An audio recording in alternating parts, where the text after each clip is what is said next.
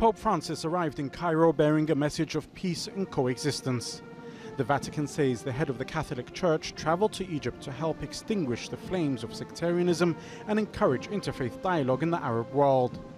He arrived at a sensitive time for the Christian community in Egypt. Although mainly followers of the Coptic Church, they will still look to him for leadership following the bomb attacks that shook their community on Palm Sunday.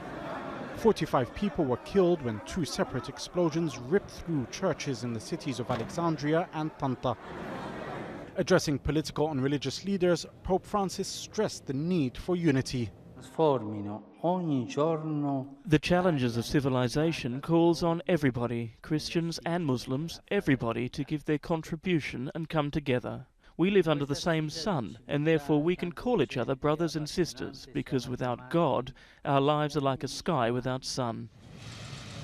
Egypt's Abdel Fattah al-Sisi has for a long time tried to position himself as a so-called moderate leading the fight against ISIL.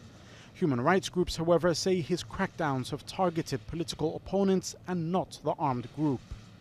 Despite this, the Vatican has praised Sisi for his public speeches encouraging coexistence. Egypt stands at the forefront of fighting evil and terrorism. Its people are carrying a heavy price for confronting such a serious threat, and with the full intent to defeat it and to eradicate it while keeping their unity. I once again emphasize that the full defeat of terrorism requires more coordination and solidarity among all peace-loving forces in the international community. Pope Francis also addressed the International Interfaith Conference organized by Al-Azhar, the oldest religious institution in the Muslim world, before meeting the head of the Coptic Church, Pope Tawadros II. While many will be encouraged by his attempts to bridge the interfaith gap, there are those who want his visit to highlight human rights abuses by the Egyptian government. Pope Francis received widespread admiration across the Arab world for supporting Syrian refugees and its criticism of their mistreatment.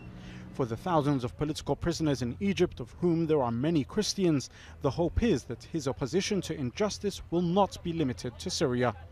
Jamal Al-Shayal, Al-Jazerra.